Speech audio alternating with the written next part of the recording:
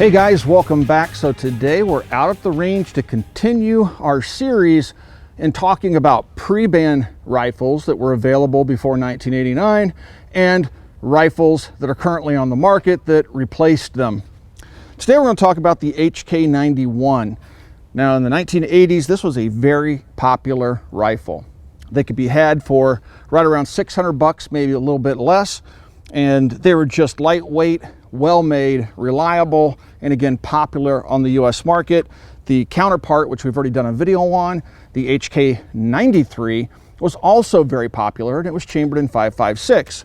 Then we had the HK94 in the 90 series, which really stagnated and didn't sell very well because it was priced the same as the 223s and the 308s. And so people figured if I'm going to spend that much money, I'm going to get a 308 or a 223. Now, I can't really attest to the actual sales numbers, but I would imagine the 308 version, the HK91, was probably the most popular of the 90 series rifles that HK imported before the ban. Now, these rifles are gone. If you're going to pick up a rifle like this, you're going to go to Gunbroker and you're going to pay a premium for it.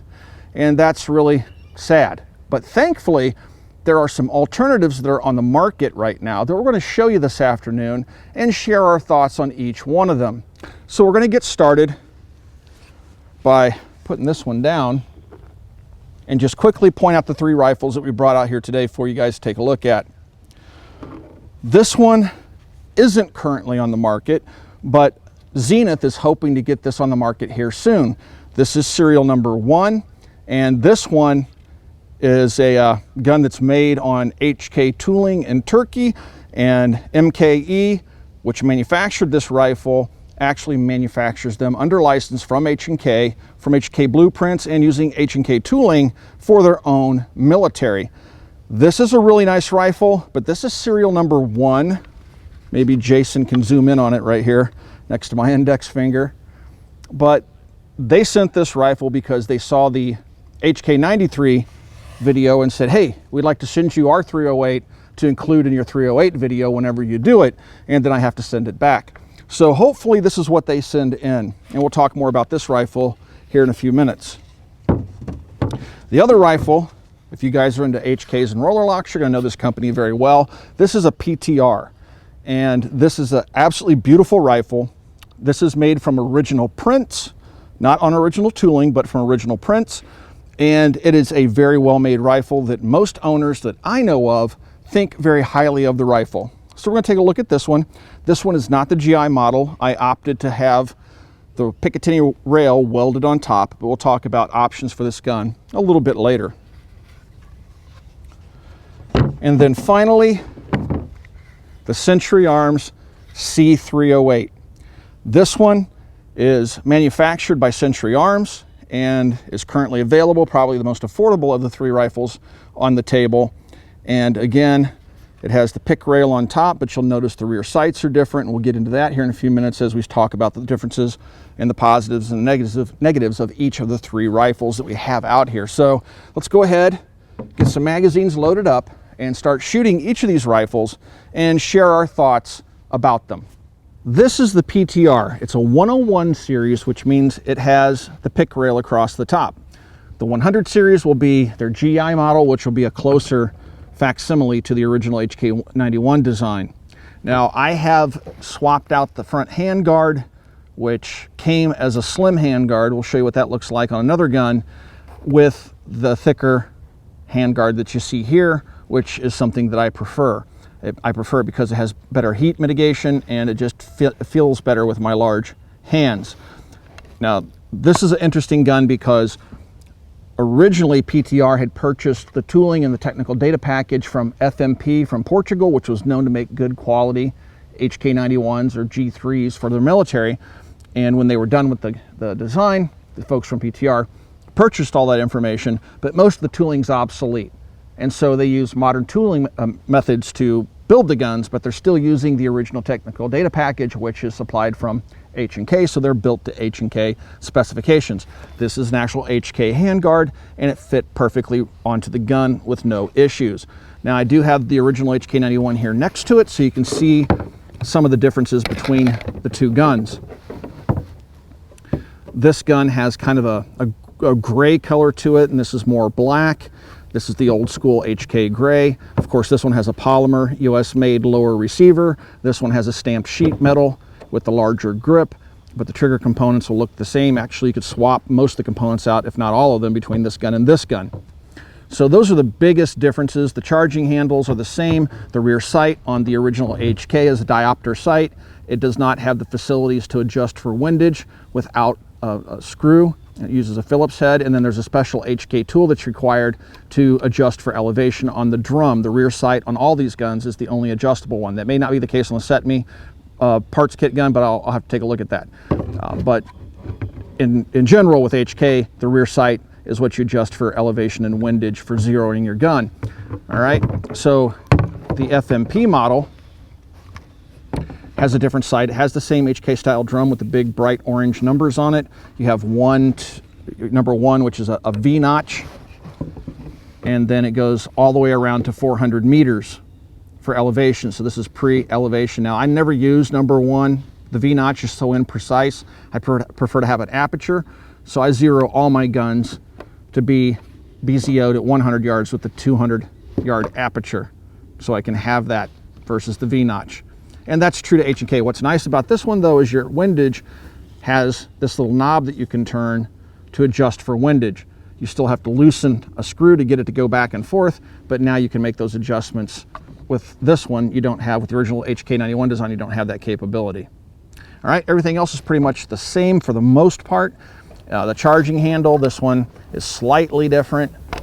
You can see through it, but I mean, you have pretty much the exact same profiles on everything. I mean, this is a very, very good copy of the original rifle. This one does have a fluted chamber, has a 1 in 10 twist, and you can see it has the lightweight profile here. It tapers down, then broadens here for the HK muzzle device. This is slightly different than the original HK, but it looks good on the gun. All right, so let's go ahead and shoot the rifle. I would say of the rifles that are on the market that you can go buy right now, hands down, the PTRs are the best on the market. And you can pick one of these up from Atlantic Firearms, the 101, for $9.95. If you want to get one without the Picatinny rail and you want to go straight GI, where it requires a claw mount to put an optic on it, you can save even more money. I think it gets down into the high 800s. So for $1,000 you're getting a lot of gun here. All right. So that other thing I want to point out about the PTR is that all components, from what they tell me, are made here in the United States. It's not using any old parts kits or anything like that. When they put these guns together, they're using all brand new US made parts, which is really nice. So I always worry about parts kits guns because some of them can be pretty darn rough and well worn. So I'm gonna go ahead and load the gun up, pull the charging handle to the rear, rotate it up into its locking recess, and I just cut my finger, left some skin on the sling clip there. I'm gonna take my 20-round steel magazine, insert it into the magazine well. One thing that's nice about the PTR, the original HK91, you have a mag release here, but with the PTR, and this is an upgrade you can perform to your pre-band rifle if you want to, but it has the flapper release. So you can just reach up, hit the flapper, and take the magazine out. You don't have to reach over here, which is kind of out of the reach of most people's fingers, to the button. All right, to charge it, just slap it down. Don't baby it forward, otherwise that bolt won't go all the way into battery. Your selector lever is right here, it's on safe. You flip it down one click to fire, and she's ready to fire. Now these things are known for their violent ejection of the brass. So Jason, stand by.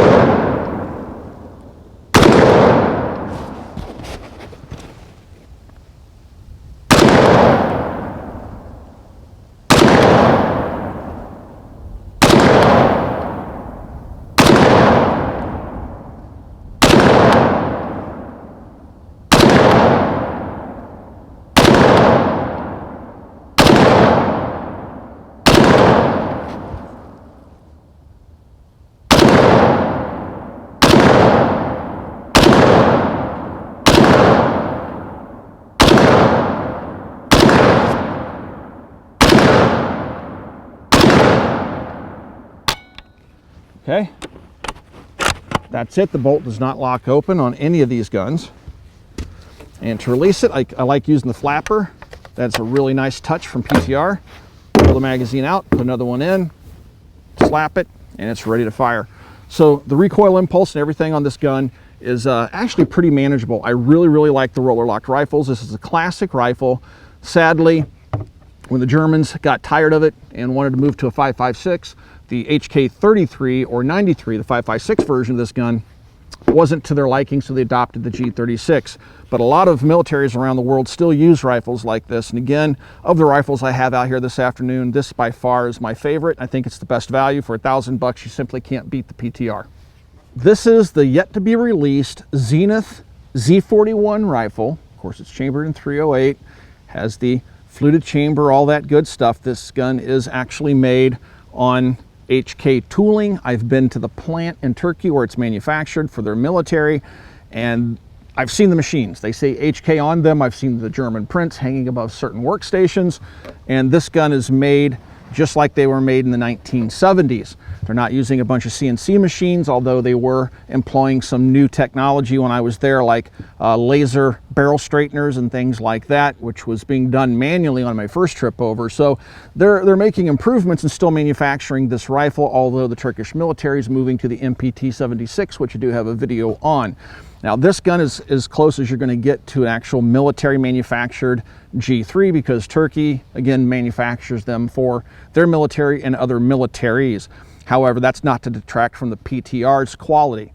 I'm sorry, I'm bleeding, guys. I cut myself a little while ago on the sling swivel on the front handguard charging the rifle. Now, this one has the 1913 pick rail on it, but as you can see, there's screws that are holding it in place. It's mounting to the claw points. This is an accessory that I've seen before on the Z43 pistols, which are chambered in 5.56. Now, again, this rifle is not currently on the market. I don't know how much it will cost.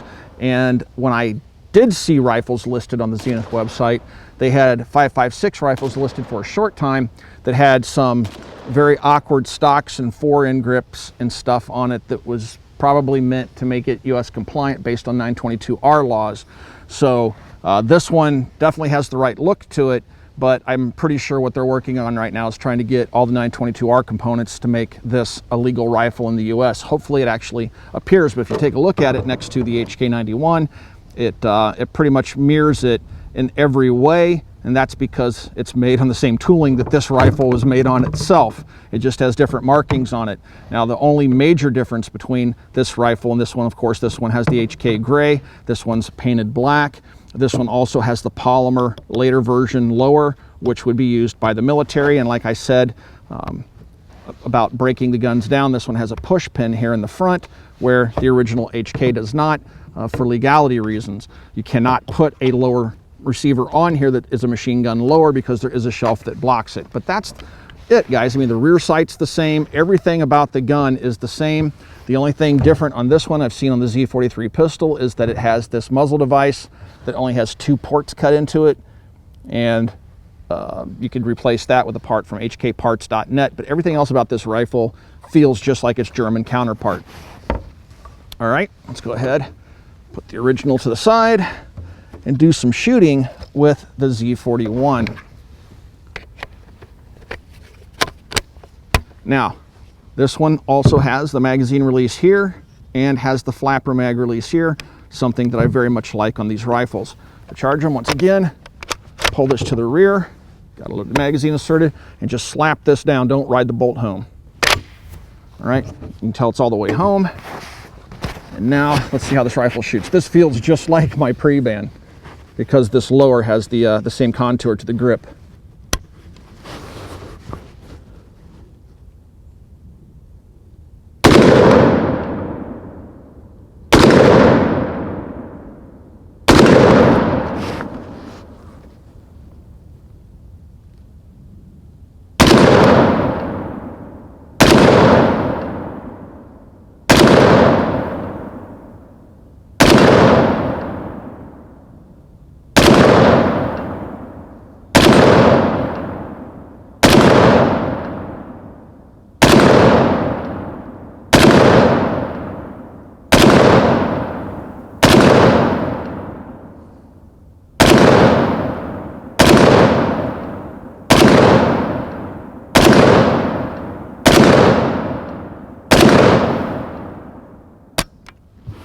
All right, make it up and safe, guys. This thing is just shooting left. I haven't had a chance to zero it.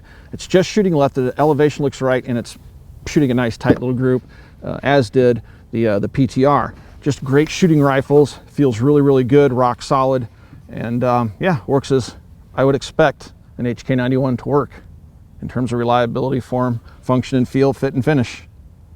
Very nice. I hope they can get this onto the market. The C308 is a special gun with a special history, which is why we're going to approach it a little bit differently than the other guns that we're showing you this afternoon.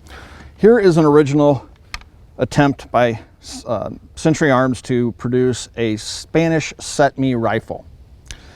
Now, this gun, like so many things that Century does when they produce it themselves, is completely half-assed. This gun may or may not work. It may or may not be able to actually hit targets downrange. The sights may be so wonky. I've seen them as complete hot messes. This one, for example, if we pull the charging handle to the rear, you'll notice there's a critical weld missing right here. And you'll see that weld's present on the other gun here in a moment, but when I hold this up and I look through it, I can see Jason in the camera through the receiver. And that weld is missing from the other side too. And yeah, these guns are just complete hot messes, and they were built from really well-worn Spanish set-me kits. But this is original military furniture and things like that. But again, the guns are hit or miss. Some people love them, other people got lemons. And the original Spanish set-me does have the ability to adjust the front sight for elevation. All right, so that's slightly different than what you'll find on the HK91, the PTR, and the MKE gun from Zenith. So this isn't the gun we're talking about, though. This is the original attempt at a Spanish set-me, which is a hot mess. Century made it themselves or contracted with one of their companies that produce low-quality products that they're known for. So this is the new C308. Now, this gun is available from places like Classic Firearms for $599, so it's only $600, which makes the price very attractive. Now, this, compared to the original attempt by Century to produce a rifle, is a higher quality gun because they're now working with PTR, which is known to make quality receivers. So this is a PTR receiver, but they're still using set-me parts kits for sights and other parts on the gun. So you'll notice it has a set-me front sight post, bayonet lug, you know, adjustable for elevation, but it also has this goofy looking muzzle brake on the end versus a proper muzzle device, and the profile of the barrel's wrong. But the gun also has a polymer lower, US made, and US made stocks, and this is by PTR. So this housing is PTR, the receiver is PTR, and the rest of the bolt carrier and internals, sights and stuff like that are still Spanish set-me. Out here you're going to see where they've cut the original tube off the parts kit gun and re-welded it on here, and that's just a hot mess. But that's a set-me charging handle tube, and this is not the quality you would expect from PTR, and they had nothing to do with this. Their work stops right where my hands are, okay? And then the internals are well-used set-me parts kits that Century is using to finish the guns.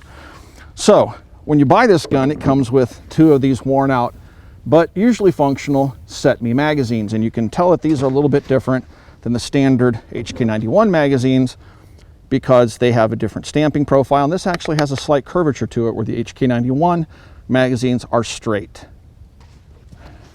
This rifle, the C308, you can take the magazine and it locks in as it should. And you'll also notice we don't have the flapper here on the C308, but the Spanish set-me magazines also fit and should work in the rifle. Okay, and these are the magazines that ship with the rifle. So let's go ahead and shoot the C308. Now the C308 has this little crazy rear sight, which has 4 positions. There's your closest V-notch, 100 yards. The next one should be 200 yards. And it's marked with the 2, and then 3, and then 4. So instead of having a diopter drum, you have a peep. All right? Yeah, very interesting. Okay, but you have a 1913 rail here on the top, just like the 101 series PTR on the PTR receiver, so you can put optics up here, and I'd highly recommend putting an optic on this gun because these sights are crude. at best. All right, let's go ahead and use it with the magazine that it ships with. Pull that to the rear, charge it, put it on fire, and let's see if the sights are on this one like they were with the rest of the guns.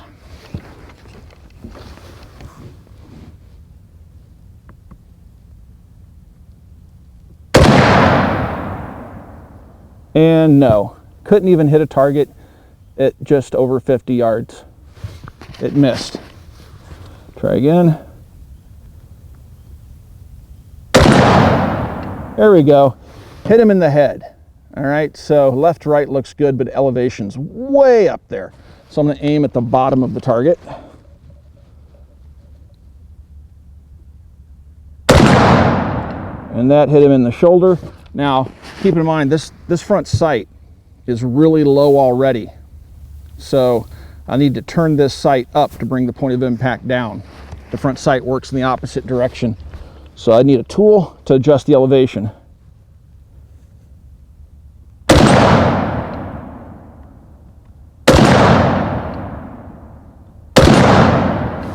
Accuracy is atrocious. It's just all over the target.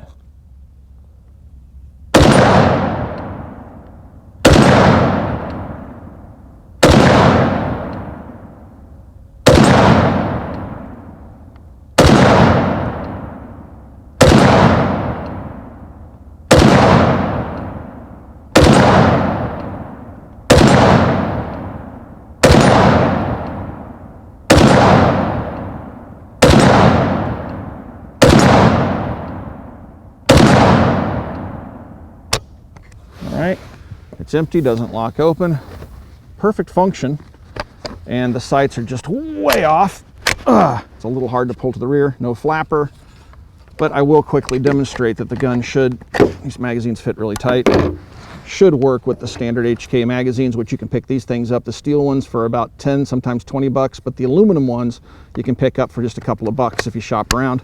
Magazine locks in.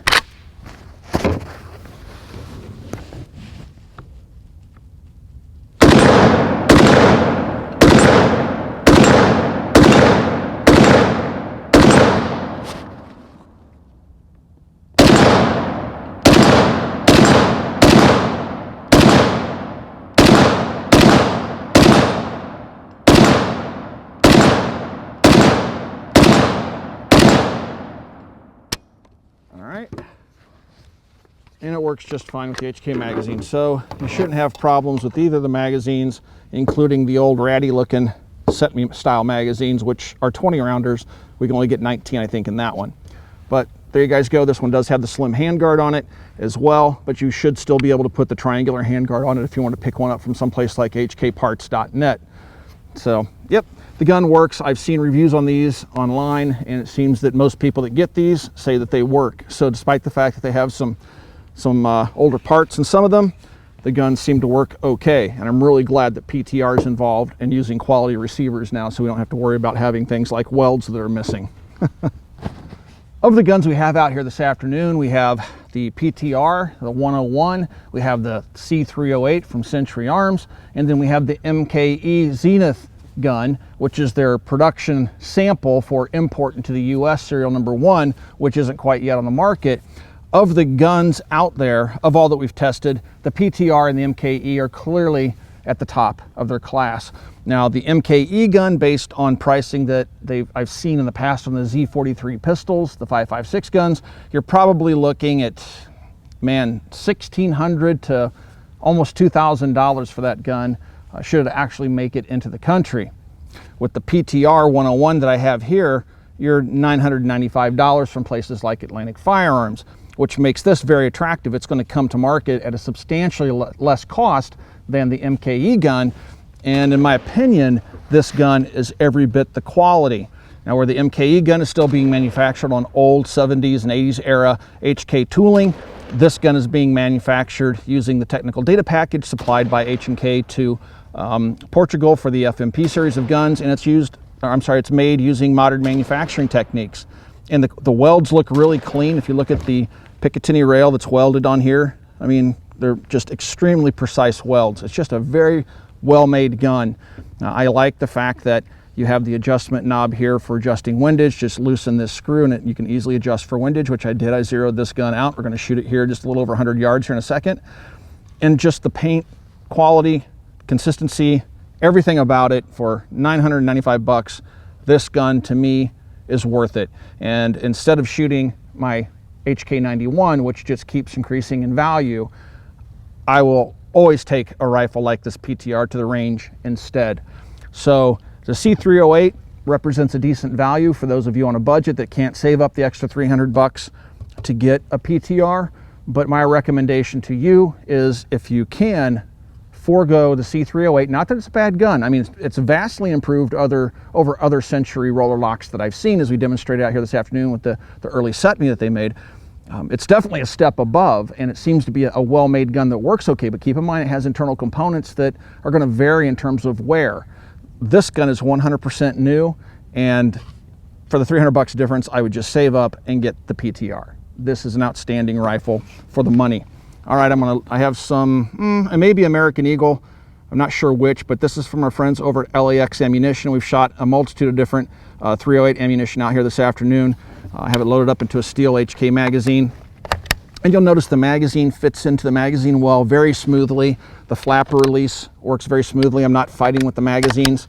It's just, it feels like an HK gun. It just screams quality. And I actually like this pistol grip better than the larger grip that you'll find on the original HK91 series.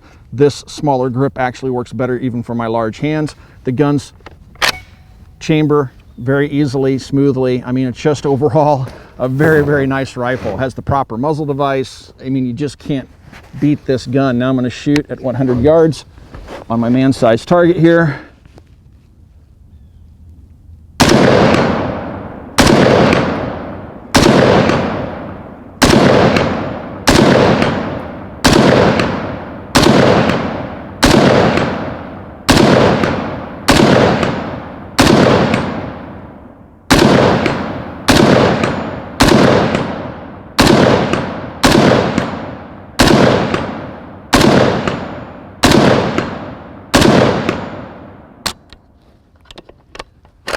Take a look at that target down there as the dust settles.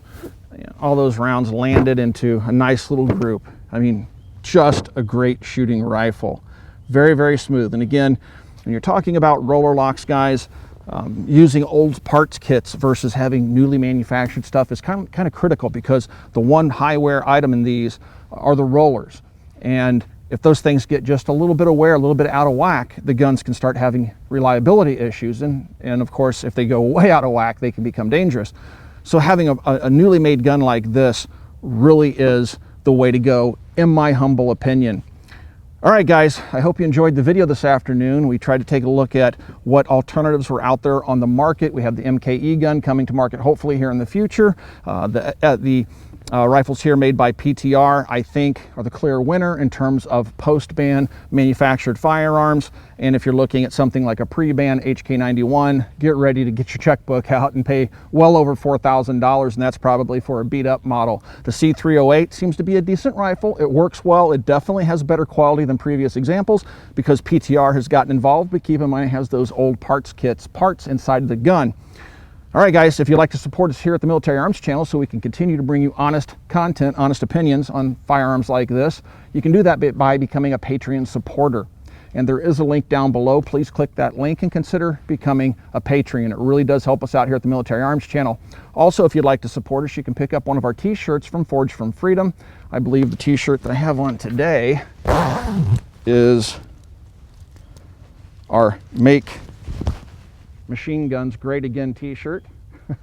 You can get your very own copy over at forgedfromfreedom.com. There is a link down below. Just go to the Military Arms Collection, pick up a t-shirt, and you directly support us here at the channel. And last but not least, be sure to check us out at coppercustom.com. All right, I think I'm actually out of ammo, so I'm gonna have to end it there. This little guy is gonna see a lot of use. Thanks for watching, guys.